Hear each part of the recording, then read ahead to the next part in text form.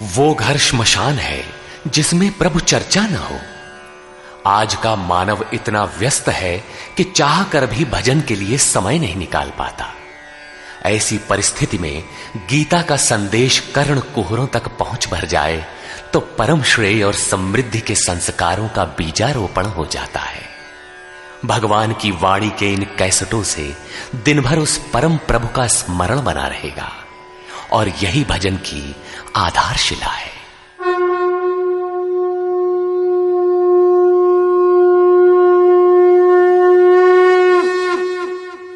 ओम श्री परमात्मने नमः। यथार्थ गीता श्रीमद् भगवद गीता अथ नवमोऽध्याय। प्रस्तुत अध्याय में योगेश्वर श्री कृष्ण ने स्वयं चर्चा की कि योग युक्त पुरुष का ऐश्वर्य कैसा है, सब में व्याप्त रहने पर भी वो कैसे निर्लेप है, करते हुए भी वो कैसे अकर्ता है। उस पुरुष के स्वभाव एवं प्रभाव पर प्रकाश डाला। योग को आचरण में ढालने पर आने वाले देवतादिक विघ्नों से सतर्क किया और उस पुरुष के शरण होने पर बल दिया। श्री भगवान उवाच।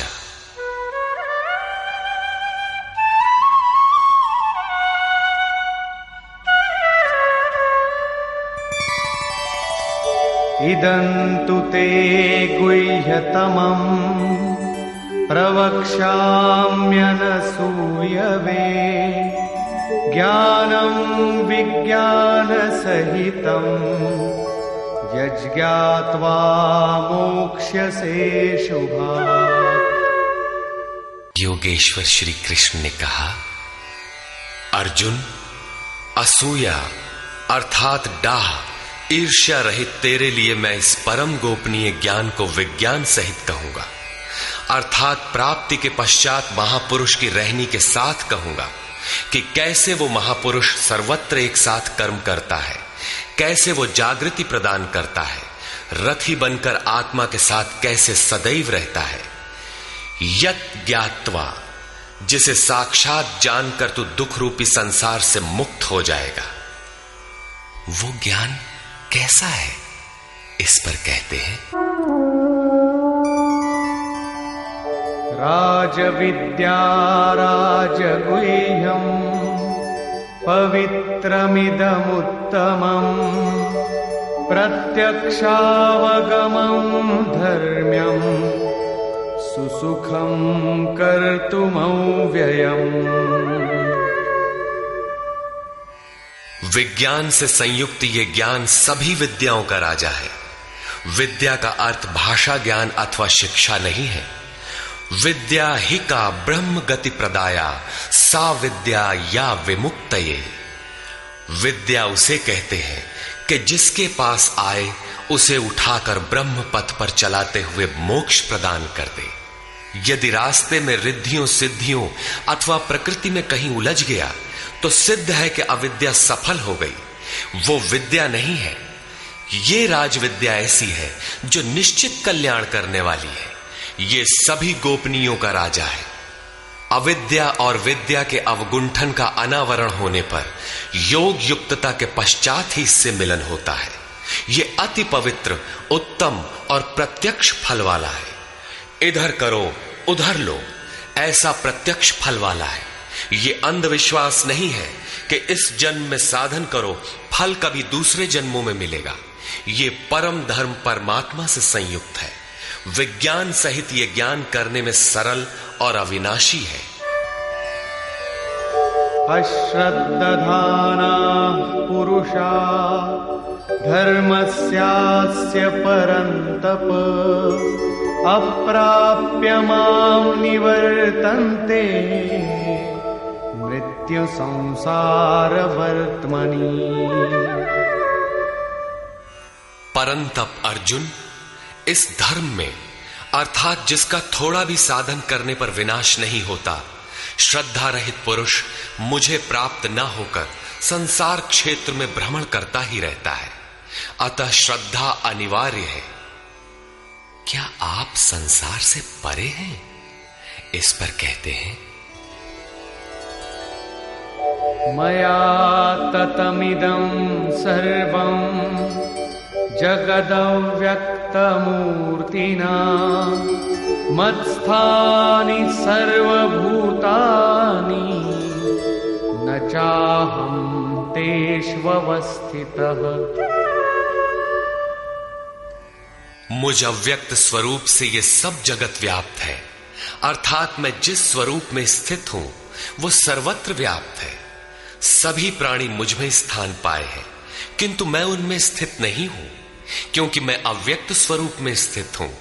महापुरुष जिस अव्यक्त स्वरूप में स्थित हैं, वहीं से अर्थात शरीर छोड़कर उसी अव्यक्त स्तर से ही बात करते हैं। इसी क्रम में आगे कहते हैं, न च मत्स्थानि भूतानि पश्य मे योगमैश्वरम् भूतभृन्न च भूतस्थो ममात्मा भूतभावनः। वस्तुतः सब भूत भी मुझ में स्थित नहीं है, क्योंकि वे मरण धर्मा है, प्रकृति के आश्रित हैं। किंतु मेरे योग माया के ऐश्वर्य को देख कि जीवधारियों को उत्पन्न और पोषण करने वाला मेरा आत्मा भूतों में स्थित नहीं है। मैं आत्म स्वरूप हूं, इसलिए मैं उन भूतों में स्थित नहीं हूं। यही योग का प्रभाव है। इसको स्पष्ट करने के लिए योगेश्वर श्री कृष्ण दृष्टांत देते हैं। यथाकाशस्थितो नित्यं वायुः सर्वत्र गोमः तथा सर्वाणि भूतानि मत्स्थानीत्युपधारय। जैसे आकाश में ही उत्पन्न होने वाला महान वायु आकाश में सदैव स्थित है, किंतु उसे मलिन नहीं कर पाता, ठीक वैसे ही संपूर्ण भूत मुझ में स्थित है, ऐसा जान। ठीक इसी प्रकार मैं आकाशवत निर्लेप हूं, वे मुझे मलिन नहीं कर पाते। प्रश्न पूरा हुआ। यही योग का प्रभाव है। अब योगी करता क्या है, इस पर कहते हैं,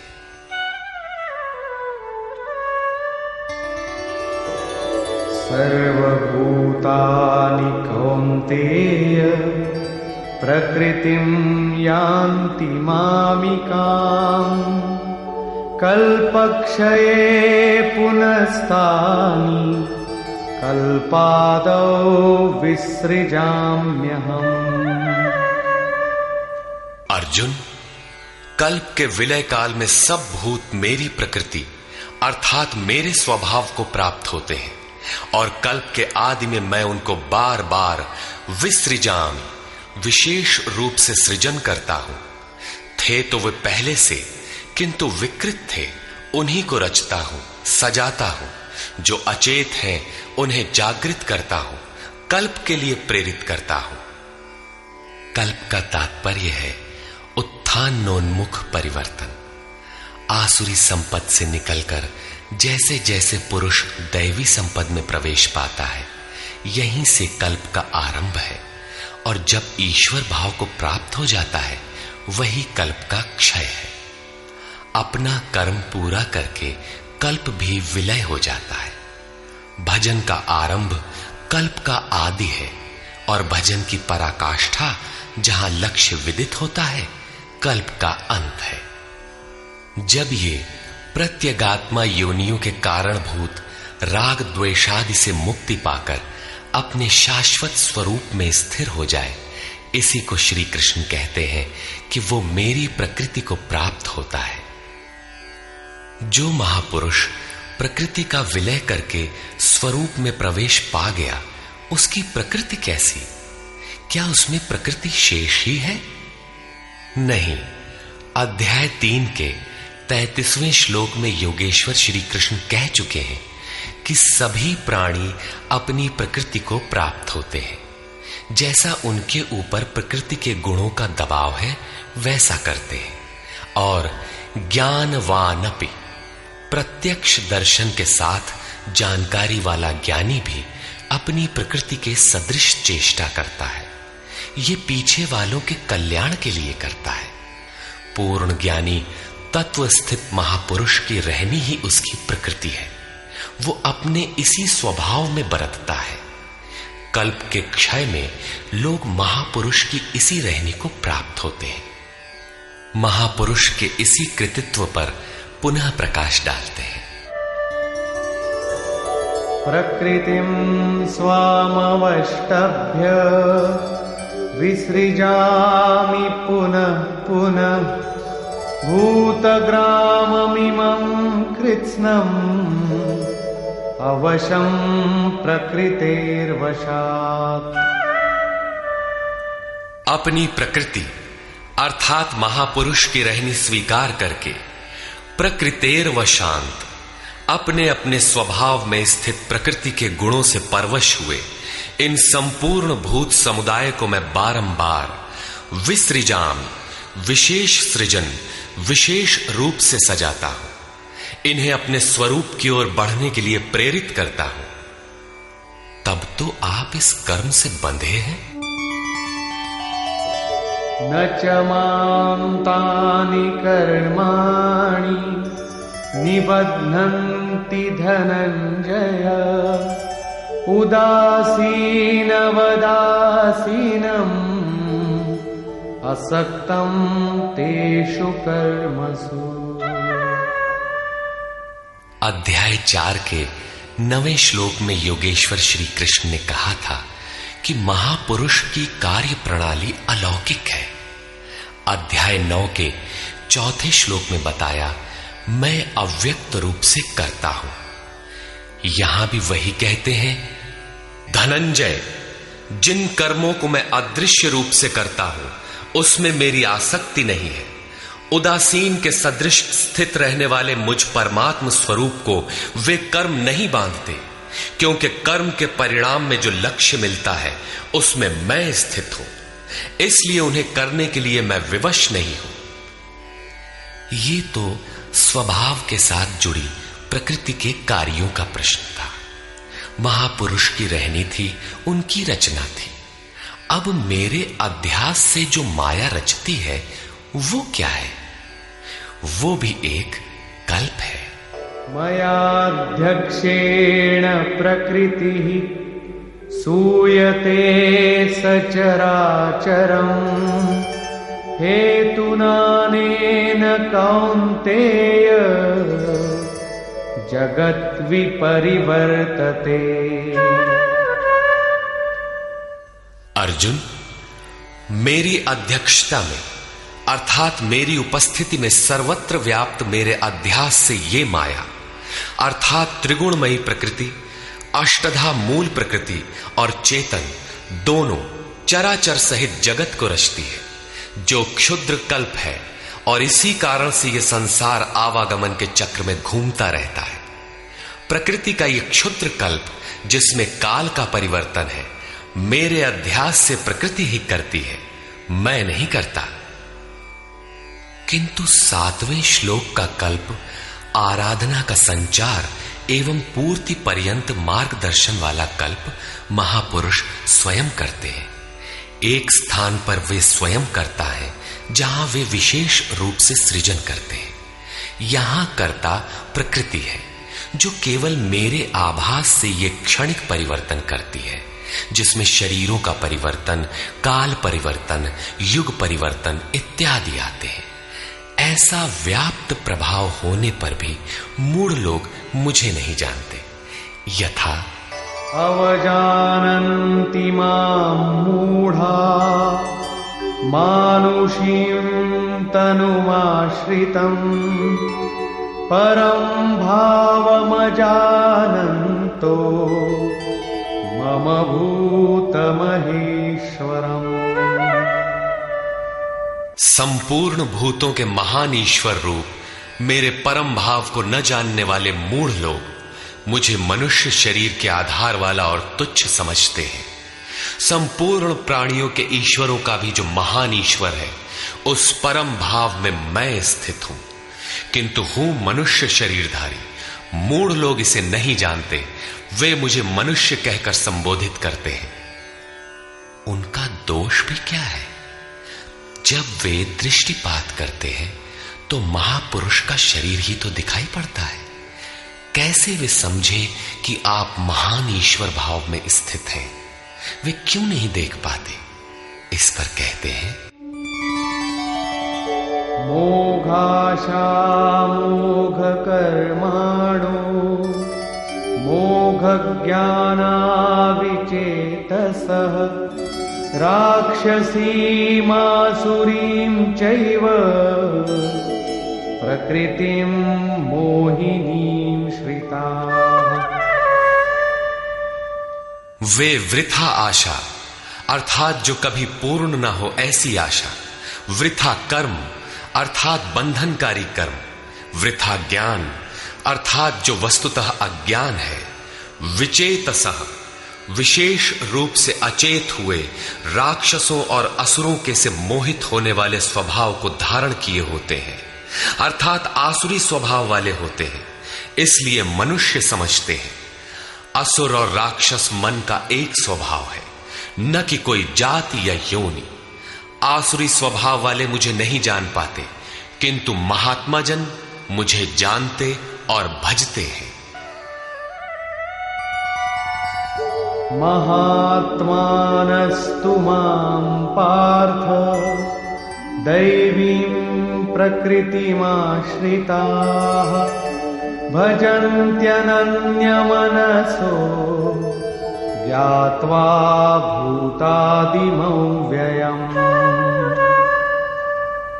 हे पार्थ, परंतु दैवी प्रकृति अर्थात दैवी संपत्ति के आश्रित हुए महात्मा जन मुझे सब भूतों का आदिकरण अव्यक्त और अक्षर जानकर अनन्य मन से अर्थात मन के अंतराल में किसी अन्य को स्थान न देकर केवल मुझ में श्रद्धा रखकर निरंतर मुझे भजते हैं। किस प्रकार भजते हैं? इस पर कहते हैं, सततं कीर्तयन्तो मां यतन्तश्च दृढव्रताः नमस्यन्तश्च मां भक्त्या नित्ययुक्ता उपासते।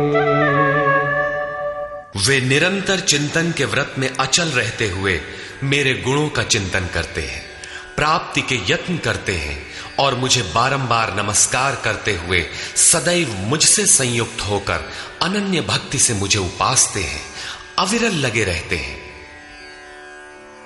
कौन सी उपासना करते हैं?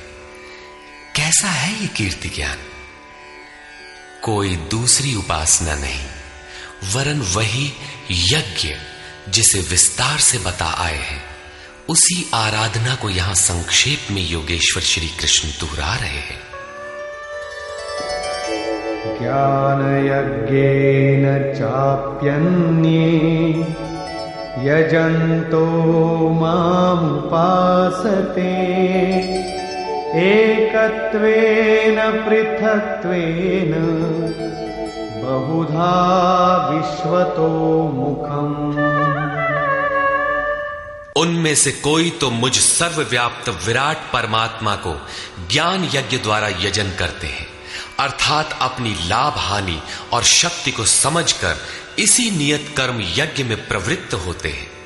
कुछ एकत्व भाव से मेरी उपासना करते हैं कि मुझे इसी में एक होना है, और दूसरे सब कुछ मुझे अलग रखकर मुझे समर्पण करके निष्काम सेवा भाव से मुझे उपासते हैं तथा बहुत प्रकार से उपासते हैं, क्योंकि एक ही यज्ञ के ये सभी ऊंचे नीचे स्तर हैं। यज्ञ का आरंभ सेवा से ही होता है, किंतु उसका अनुष्ठान होता कैसे है?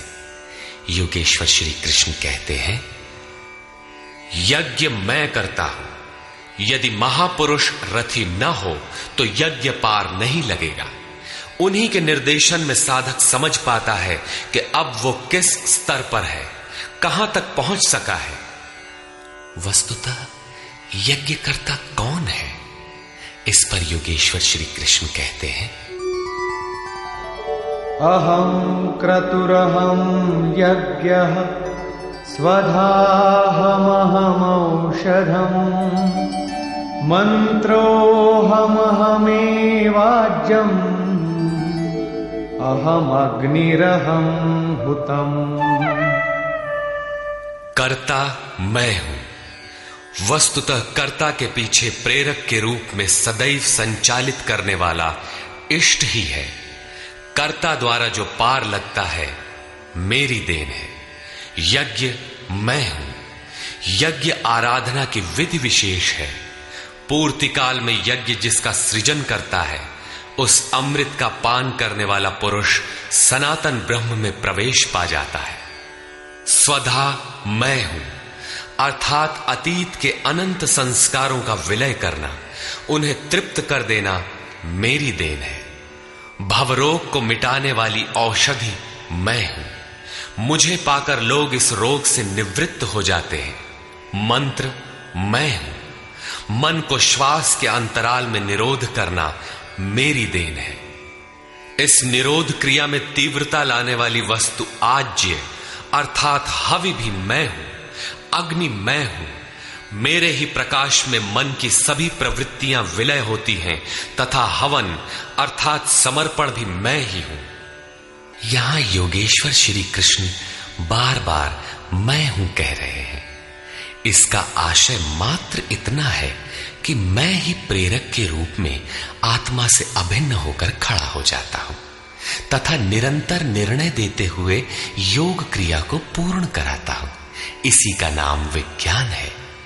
पूज्य महाराज जी कहा करते थे कि जब तक इष्ट देव रथी होकर श्वास प्रश्वास पर रोकथाम न करने लगे तब तक भजन आरंभ ही नहीं होता। कोई लाख आंख मूंदे भजन करे, शरीर को तपा डाले, लेकिन जब तक जिस परमात्मा की हमें चाह है वो जिस सतह पर हम खड़े हैं उस स्तर पर उतरकर आत्मा से अभिन्न होकर जागृत नहीं हो जाता तब तक सही मात्रा में भजन का स्वरूप समझ में नहीं आता। इसीलिए महाराज जी कहते थे, मेरे स्वरूप को पकड़ो मैं सब दूंगा। श्री कृष्ण कहते हैं सब मुझसे होता है। पिताहमस्य जगतो माता धाता पितामहः वेद्यं पवित्रमोंकार ऋक्सामयजुरेव च। अर्जुन, मैं ही संपूर्ण जगत का धाता अर्थात धारण करने वाला, पिता अर्थात पालन करने वाला, माता अर्थात उत्पन्न करने वाला, पितामह अर्थात मूल उद्गम हूं जिसमें सभी प्रवेश पाते हैं, और जानने योग्य पवित्र ओंकार अर्थात जो अहम आकारः इति ओंकारः वो परमात्मा मेरे स्वरूप में है। सोहम, तत्वमसि इत्यादि एक दूसरे के पर्याय हैं। ऐसा जानने योग्य स्वरूप मैं ही हूं। ऋक् अर्थात संपूर्ण प्रार्थना, साम अर्थात समत्व दिलाने वाली प्रक्रिया, यजुः अर्थात यजन की विधि विशेष भी मैं ही हूं। योग अनुष्ठान के उक्त तीनों आवश्यक अंग मुझसे होते हैं। गतिर्भर्ता प्रभु साक्षी निवास शरणं सुहृत् प्रभवः प्रलयस्थानं निधानं बीजमव्ययम्। हे अर्जुन, गति अर्थात प्राप्त होने योग्य परम गति, भर्ता भरण पोषण करने वाला, सबका स्वामी, साक्षी अर्थात दृष्टा रूप में स्थित सबको जानने वाला, सबका वास स्थान शरण लेने योग्य, अकारण प्रेमी मित्र, उत्पत्ति और प्रलय अर्थात शुभाशुभ संस्कारों का विलय तथा अविनाशी कारण मैं ही हूं। अर्थात अंत में जिनमें प्रवेश मिलता है वे सारी विभूतियां मैं ही हूं।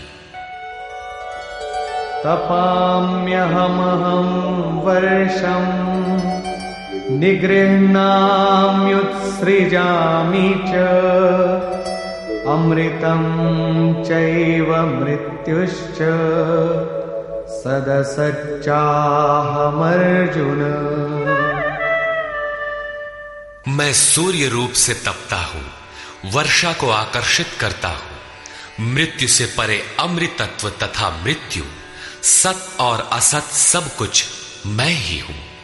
अर्थात जो परम प्रकाश प्रदान करता है वो सूर्य मैं ही हूं। कभी कभी भजने वाले मुझे असत भी मान बैठते हैं, वे मृत्यु को प्राप्त होते हैं। इस प्रकार कहते हैं, त्रैविद्या मां सोमपाः पूतपापाः यज्ञैरिष्ट्वा स्वर्गतिं प्रार्थयन्ते ते पुण्यमासाद्य सुरेन्द्रलोकम् अश्नन्ति दिव्यान् दिवि देवभोगान्। आराधना विद्या के तीनों अंग ऋक्, साम और यज अर्थात प्रार्थना, समत्व की प्रक्रिया और यजन का आचरण करने वाले, सोम अर्थात चंद्रमा के क्षीण प्रकाश को पाने वाले, पाप से मुक्त होकर पवित्र हुए पुरुष उसी यज्ञ की निर्धारित प्रक्रिया द्वारा मुझे इष्ट रूप में पूजकर स्वर्ग के लिए प्रार्थना करते हैं। यही असत की कामना है जिससे वे मृत्यु को प्राप्त होते हैं, उनका पुनर्जन्म होता है, जैसा पिछले श्लोक में योगेश्वर ने बताया। वे पूजते मुझे ही हैं, उसी निर्धारित विधि से पूजते हैं, किंतु बदले में स्वर्ग की याचना करते हैं। वे पुरुष अपने पुण्य के फल स्वरूप इंद्रलोक को प्राप्त होकर स्वर्ग में देवताओं के दिव्य भोग भोगते हैं, अर्थात ये भोग भी मैं ही देता हूं। ते तं भुक्त्वा स्वर्गलोकं विशालम् क्षीणे पुण्ये मर्त्यलोकं विशन्ति एवं त्रयी धर्ममनुप्रपन्ना गतागतं कामकामा लभन्ते। वे उस विशाल स्वर्ग को भोग कर पुण्य क्षीण होने पर मृत्युलोक अर्थात जन्म मृत्यु को प्राप्त होते हैं। इस प्रकार त्रयी धर्मम प्रार्थना, समत्व एवं यजन की तीनों विधियों से एक ही यज्ञ का अनुष्ठान करने वाले मेरे शरण हुए भी कामना वाले पुरुष बारंबार जाने आने को अर्थात पुनर्जन्म को प्राप्त होते हैं। अतः किसी प्रकार की कामना नहीं करनी चाहिए। जो कामना नहीं करते उन्हें क्या मिलता है? अनन्याश्चिन्तयन्तो मां ये जनाः पर्युपासते तेषां नित्याभियुक्तानां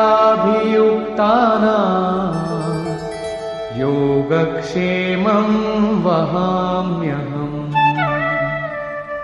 अनन्य भाव से मुझ में स्थित भक्तजन मुझ परमात्म स्वरूप का निरंतर चिंतन करते हैं। पर्युपासते लेश मात्र भी त्रुटि न रखकर मुझे उपासते हैं। उन नित्य एक ही भाव से संयुक्त हुए पुरुषों का योगक्षेम मैं स्वयं वहन करता हूं, अर्थात उनके योग की सुरक्षा की सारी जिम्मेदारी मैं अपने हाथ में लेता हूं। इतना होने पर भी लोग अन्य देवताओं को भजते हैं। येऽप्यन्य देवता भक्ता यजन्ते श्रद्धयान्विता तेऽपि मामेव कौन्तेय यजन्त्य विधिपूर्वकम्।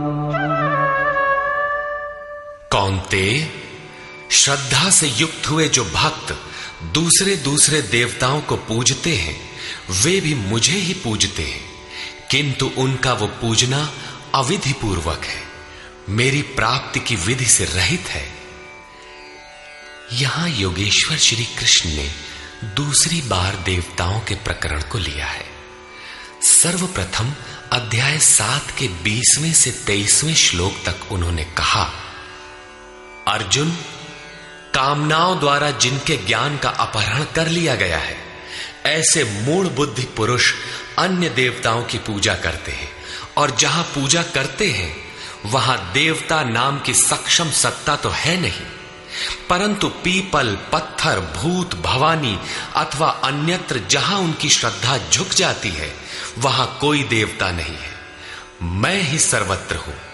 उस स्थान पर मैं ही खड़ा होकर उनकी देव श्रद्धा को उन स्थानों पर स्थिर करता हूं।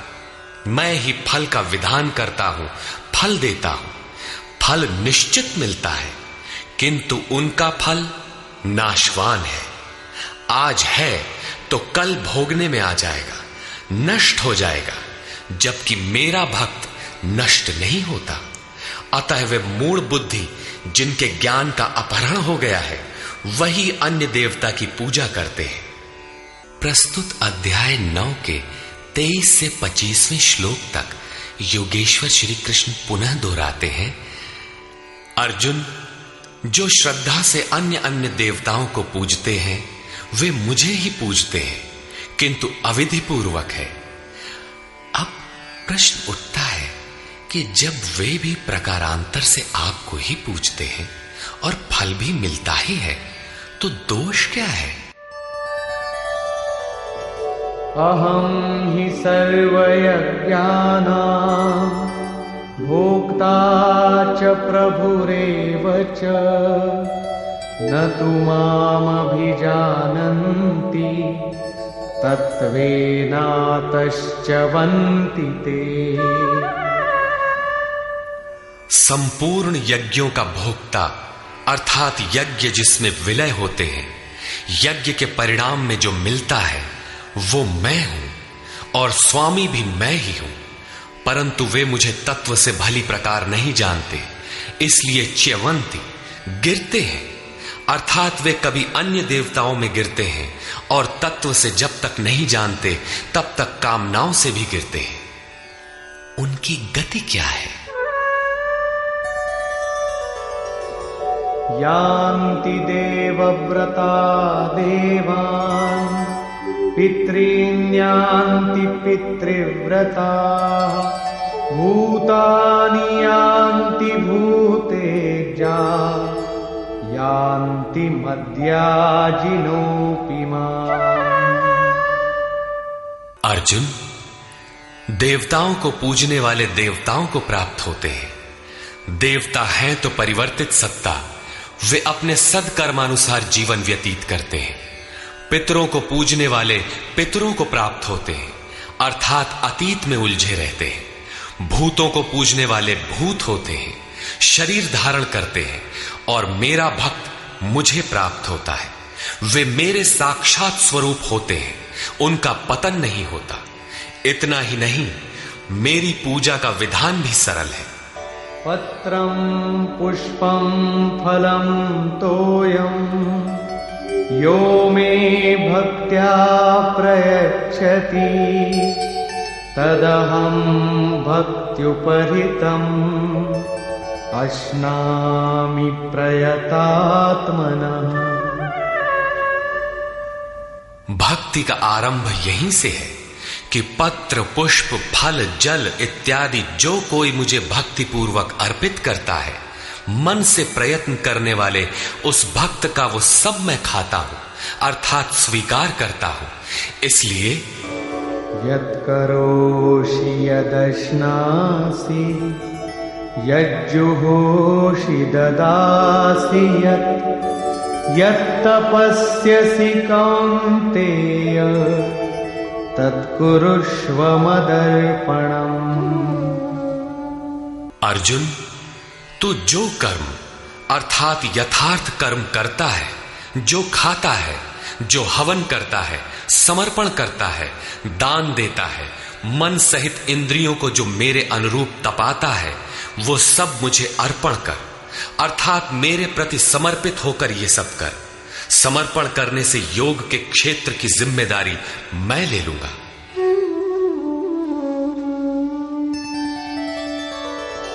शुभाशुभ फलैरेवं मोक्ष्यसे कर्म बन्धनैः संन्यासयोगयुक्तात्मा विमुक्तो मामुपैष्यसि। इस प्रकार सर्वस्व के न्यास संन्यास योग से युक्त हुआ तू शुभाशुभ फलदाता कर्मों के बंधन से मुक्त होकर मुझे प्राप्त होगा।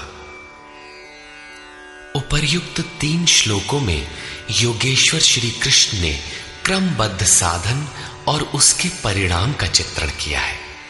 पहले पत्र पुष्प फल जल का पूर्ण श्रद्धा से अर्पण, दूसरे समर्पित होकर कर्म का आचरण और तीसरे पूर्ण समर्पण के साथ सर्वस्व का त्याग। इनके द्वारा कर्म बंधन से विमुक्त अर्थात विशेष रूप से मुक्त हो जाएगा। मुक्ति से मिलेगा क्या? बताया मुझे प्राप्त होगा। यहां मुक्ति और प्राप्ति एक दूसरे के पूरक है। आपकी प्राप्ति ही मुक्ति है, तो उससे लाभ इस पर कहते हैं समोहं सर्वभूतेषु न मे द्वेषोऽस्ति न प्रियः ये भजन्ति तु मां भक्त्या मयि ते तेषु चाप्यहम्। सृष्टि में न मेरा कोई प्रिय है और न अप्रिय है, किंतु जो अनन्य भक्त है वो मुझ में है और मैं उसमें हूं। यही मेरा एकमात्र रिश्ता है, उसमें परिपूर्ण हो जाता हूं। मुझ में और उसमें कोई अंतर नहीं रह जाता। तब तो बहुत भाग्यशाली लोग ही भजन करते होंगे। भजन करने का अधिकार किसे है? इस पर योगेश्वर श्री कृष्ण कहते हैं अपि चेत् सुदुराचारो भजते मामनन्यभाक् साधुरेव समन्तव्यः सम्यग् व्यवसितो हि सः। यदि अत्यंत दुराचारी भी अनन्य भाव से अर्थात अन्य धन न, मेरे सिवाय किसी अन्य वस्तु या देवता को न भजकर केवल मुझे ही निरंतर भजता है, वो साधु ही मानने योग्य है। अभी वो साधु हुआ नहीं है, किंतु उसके हो जाने में संदेह भी नहीं है, क्योंकि वो यथार्थ निश्चय से लग गया है। अतः भजन आप भी कर सकते हैं, बशर्ते कि आप मनुष्य हो, क्योंकि मनुष्य ही यथार्थ निश्चय वाला है। गीता पापियों का उद्धार करती है और वो पथिक क्षिप्रं भवति धर्मात्मा शश्वच्छान्तिं निगच्छति कौन्तेय प्रतिजानीहि न मे भक्तः प्रणश्यति। इस भजन के प्रभाव से वो दुराचारी भी शीघ्र ही धर्मात्मा हो जाता है, परम धर्म परमात्मा से संयुक्त हो जाता है तथा सदैव रहने वाली परम शांति को प्राप्त होता है। कौन्तेय, तो निश्चय पूर्वक सत्य जान कि मेरा भक्त कभी नष्ट नहीं होता। यदि एक जन्म में पार नहीं लगा तो अगले जन्मों में भी वही साधन करके शीघ्र ही परम शांति को प्राप्त होता है। अतः सदाचारी दुराचारी सभी को भजन करने का अधिकार है। इतना ही नहीं, अपितु मां हि पार्थ व्यपाश्रित्य येऽपि स्युः पापयोनयः स्त्रियो वैश्यास्तथा शूद्राः तेऽपि यान्ति परां गतिम्। पार्थ, स्त्री, वैश्य, शूद्रादि तथा जो कोई पाप योनि वाले भी हों, वे सभी मेरे आश्रित होकर परम गति को प्राप्त होते हैं। अतः ये गीता मनुष्य मात्र के लिए है। चाहे वो कुछ भी करता हो, कहीं भी पैदा हुआ हो, सबके लिए ये एक समान कल्याण का उपदेश करती है। गीता सार्वभौम है। पाप योनि अध्याय 16 के 7वें से 21वें श्लोक तक आसुरी वृत्ति के लक्षणों के अंतर्गत भगवान ने बताया कि जो शास्त्र विधि का त्याग कर नाम मात्र के यज्ञों द्वारा दंभ से यजन करते हैं, वे नरों में अधम है। यज्ञ है नहीं किंतु नाम दे रखा है और दंभ से यजन करता है, वो क्रूर कर्मी और पापाचारी अर्थात पाप योनि है। वैश्य, शूद्र भगवत पथ की सीढ़ियां हैं। स्त्रियों के प्रति कभी सम्मान, कभी हीनता की भावना रही है, किंतु योग प्रक्रिया में स्त्री और पुरुष दोनों का समान ही प्रवेश है। किम पुनर्ब्राह्मणा पुण्या भक्ता राजर्षयस्तथा अनित्यमसुखं लोकम् इमं प्राप्य भजस्व माम्। फिर तो ब्राह्मण तथा राजर्षि क्षत्रिय श्रेणी के भक्तों के लिए कहना ही क्या है। ब्राह्मण एक अवस्था विशेष है जिसमें ब्रह्म में प्रवेश दिला देने वाली सारी योग्यताएं विद्यमान है। शांति, आर्जव, अनुभवी, उपलब्धि, ध्यान और इष्ट के निर्देशन पर जिसमें चलने की क्षमता है, यही ब्राह्मण की अवस्था है। राजर्षि क्षत्रिय में रिद्धियों सिद्धियों का संचार, शौर्य, स्वामी भाव, पीछे न हटने का स्वभाव रहता है। इस योग स्तर पर पहुंचे हुए योगी तो पार होते ही हैं, उनके लिए क्या कहना है। अतः अर्जुन, तू सुख रहित क्षण भंगुर इस मनुष्य शरीर को प्राप्त होकर मेरा ही भजन कर। इस नश्वर शरीर के ममत्व पोषण में समय नष्ट न कर। अतः वे भजन की धारणा पर प्रोत्साहन देते हैं।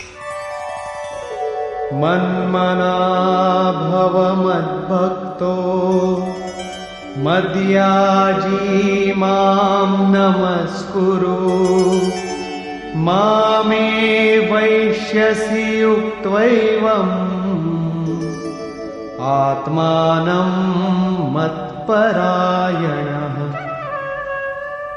अर्जुन, मेरे में ही मन वाला हो, सिवाय मेरे दूसरे भाव मन में ना आने पाए। मेरा अनन्य भक्त हो, अनवरत चिंतन में लग, श्रद्धा सहित मेरा ही निरंतर पूजन कर और मेरे को ही नमस्कार कर। इस प्रकार मेरे शरण हुआ, आत्मा को मुझ में एक ही भाव से स्थित कर, तो मुझे ही प्राप्त होगा, अर्थात मेरे साथ एकता प्राप्त करेगा। निष्कर्ष, इस अध्याय के आरंभ में श्री कृष्ण ने कहा, अर्जुन, तुझ दोष रहित भक्त के लिए मैं इस ज्ञान को विज्ञान सहित कहूंगा, जिसे जानकर कुछ भी जानना शेष नहीं रहेगा। इसे जानकर तू संसार बंधन से छूट जाएगा। यह ज्ञान संपूर्ण विद्याओं का राजा है। विद्या वह है जो परब्रह्म में प्रवेश दिलाए।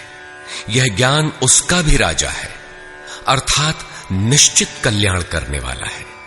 यह संपूर्ण गोपनीयों का भी राजा है। गोपनीय वस्तु को भी प्रत्यक्ष कराने वाला है। यह प्रत्यक्ष फल वाला, साधन करने में सुगम और अविनाशी है। इसका थोड़ा भी साधन आपसे पार लग जाए तो इसका कभी नाश नहीं होता, वरन इसके प्रभाव से वह परम श्रेय तक पहुंच जाता है। किंतु इसमें एक शर्त है। श्रद्धा विहीन पुरुष परम गति को प्राप्त न होकर संसार चक्र में भटकता है। योगेश्वर श्री कृष्ण ने योग के ऐश्वर्य पर भी प्रकाश डाला। दुख के संयोग का वियोग ही योग है, अर्थात जो संसार के संयोग वियोग से सर्वथा रहित है, उसका नाम योग है। परम तत्व परमात्मा के मिलन का नाम योग है। परमात्मा की प्राप्ति ही योग की पराकाष्ठा है। जो इसमें प्रवेश पा गया, उस योगी के प्रभाव को देख कि संपूर्ण भूतों का स्वामी और जीवधारियों का पोषण करने वाला होने पर भी मेरा आत्मा उन भूतों में स्थित नहीं है। मैं आत्म स्वरूप में स्थित हूं, वही हूं जैसे आकाश से उत्पन्न सर्वत्र विचरने वाला वायु आकाश में ही स्थित है, किंतु उसे मलिन नहीं कर पाता। उसी प्रकार संपूर्ण भूत मुझ में स्थित है, लेकिन मैं उनमें लिप्त नहीं हूं। अर्जुन, कल्प के आदि में मैं भूतों को विशेष प्रकार से रचता हूं, सजाता हूं, और कल्प के पूर्ति काल में संपूर्ण भूत मेरी प्रकृति को अर्थात योगारूढ़ महापुरुष की रहनी को, उनके अव्यक्त भाव को प्राप्त होते हैं। यद्यपि महापुरुष प्रकृति से परे हैं, किंतु प्राप्ति के पश्चात स्वभाव अर्थात स्वयं में स्थित रहते हुए लोक संग्रह के लिए जो कार्य करता है, वह उसकी एक रहनी है। इसी रहनी के कार्यकलाप को उस महापुरुष की प्रकृति कहकर संबोधित किया गया है। एक रचयिता तो मैं हूं जो भूतों को कल्प के लिए प्रेरित करता हूं, और दूसरी रचयिता त्रिगुणमयी प्रकृति है जो मेरे अध्यास से चराचर सहित भूतों को रचती है। यह भी एक कल्प है जिसमें शरीर परिवर्तन, स्वभाव परिवर्तन और काल परिवर्तन निहित है। इस प्रकार कल्प दो प्रकार के हैं। एक तो वस्तु का, शरीर और काल का परिवर्तन कल्प है। यह परिवर्तन प्रकृति ही मेरे आभास से करती है, किंतु इससे महान कल्प जो आत्मा को निर्मल स्वरूप प्रदान करता है, उसका श्रृंगार महापुरुष करते हैं। वे अचेत भूतों को सचेत करते हैं। भजन का आदि ही इस कल्प का आरंभ है, और भजन की पराकाष्ठा कल्प का अंत है। जब यह कल्प भवरोग से पूर्ण निरोग बनाकर शाश्वत ब्रह्म में प्रवेश अर्थात स्थिति दिला देता है, उस प्रवेश काल में योगी मेरी रहनी और मेरे स्वरूप को प्राप्त होता है। प्राप्ति के पश्चात महापुरुष की रहनी ही उसकी प्रकृति है। योगेश्वर श्री कृष्ण कहते हैं, अर्जुन, मूढ़ लोग मुझे नहीं जानते, मुझ ईश्वरों के ईश्वर को भी तुच्छ समझते हैं। साधारण मनुष्य मानते हैं। प्रत्येक महापुरुष के साथ यह विडंबना रही है कि तत्कालीन समाज ने उनकी उपेक्षा की, उनका डटकर विरोध हुआ। श्री कृष्ण भी इसके अपवाद नहीं थे। वे कहते हैं, मैं परम भाव में स्थित हूं, किंतु शरीर मेरा भी मनुष्य का ही है। अतः मूढ़ पुरुष मुझे तुच्छ कहकर, मनुष्य कहकर संबोधित करते हैं। ऐसे लोग व्यर्थ आशा वाले, व्यर्थ कर्म वाले, व्यर्थ ज्ञान वाले हैं कि कुछ भी करें और कह दें कि हम तो कामना नहीं करते, हो गए निष्काम कर्मयोगी। वे आसुरी स्वभाव वाले मुझे नहीं परख पाते, किंतु दैवी संपत्ति को प्राप्त जन अनन्य भाव से मेरा ध्यान करते हैं, मेरे गुणों का निरंतर चिंतन करते हैं। अनन्य उपासना अर्थात यज्ञार्थ कर्म के दो ही मार्ग हैं। पहला है ज्ञान मार्ग अर्थात अपने भरोसे, अपनी शक्ति को समझकर उसी नियत कर्म में प्रवृत्त होना, और दूसरी विधि स्वामी सेवक भावना की है, जिसमें सद्गुरु के प्रति समर्पित होकर वही कर्म किया जाता है। इन्हीं दो दृष्टियों से लोग मुझे उपासते हैं, किंतु उनके द्वारा जो पार लगता है वह यज्ञ, वह हवन, वह कर्ता, श्रद्धा और औषधि जिससे भावरोग की चिकित्सा होती है, मैं ही हूं। अंत में जो गति प्राप्त होती है वह गति भी मैं ही हूं। इसी यज्ञ को लोग त्रैविद्या, प्रार्थना, यजन और समत्व दिलाने वाली विधियों से संपादित करते हैं, किंतु बदले में स्वर्ग की कामना करते हैं। तो मैं स्वर्ग भी देता हूं। उसके स्वभाव से वे इंद्र पद प्राप्त कर लेते हैं, दीर्घ काल तक उसे भोगते हैं, किंतु पुण्य क्षीण होने पर वे पुनर्जन्म को प्राप्त होते हैं। उनकी क्रिया सही थी, किंतु भोगों की कामना रहने पर पुनर्जन्म पाते हैं। अतः भोगों की कामना नहीं करनी चाहिए। जो अनन्य भाव से अर्थात मेरे सिवाय दूसरा है ही नहीं, ऐसे भाव से जो निरंतर मेरा चिंतन करते हैं, लेश मात्र भी त्रुटि न रह जाए, ऐसे जो भजते हैं, उनके योग की सुरक्षा का भार मैं अपने हाथ में ले लेता हूं। इतना होने पर भी कुछ लोग अन्य देवताओं की पूजा करते हैं। वे भी मेरी ही पूजा करते हैं, किंतु वह मेरी प्राप्ति की विधि नहीं है। वे संपूर्ण यज्ञों के भोक्ता के रूप में मुझे नहीं जानते, अर्थात उनकी पूजा के परिणाम में मैं नहीं मिलता, इसीलिए उनका पतन हो जाता है। वे देवता, भूत अथवा पितरों के कल्पित रूप में निवास करते हैं, जबकि मेरा भक्त साक्षात मुझ में निवास करता है, मेरा ही स्वरूप हो जाता है। योगेश्वर श्री कृष्ण ने इस यज्ञार्थ कर्म को अत्यंत सुगम बताया कि कोई फल फूल या जो भी श्रद्धा से देता है उसे मैं स्वीकार करता हूं। अतः अर्जुन, तू जो कुछ आराधना करता है मुझे समर्पित कर। जब सर्वस्व का न्यास हो जाएगा तब योग से युक्त हुआ तू कर्मों के बंधन से मुक्त हो जाएगा और वह मुक्ति मेरा ही स्वरूप है। दुनिया में सब प्राणी मेरे ही हैं। किसी भी प्राणी से न मुझे प्रेम है न द्वेष, मैं तटस्थ हूं।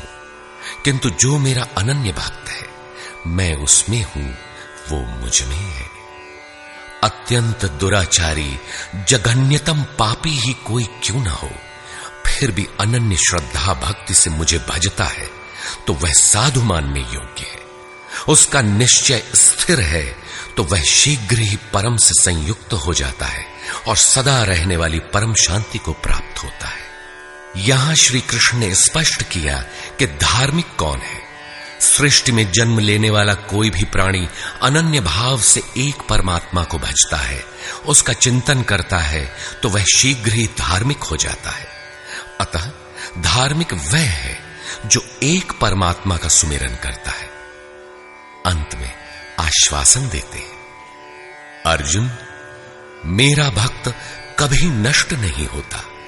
कोई शूद्र हो, नीच हो, आदिवासी हो या अनादिवासी या कुछ भी नामधारी हो, पुरुष अथवा स्त्री हो अथवा पाप योनि तिर्यक योनि वाला भी जो हो, मेरी शरण होकर परम श्रेय को प्राप्त होता है।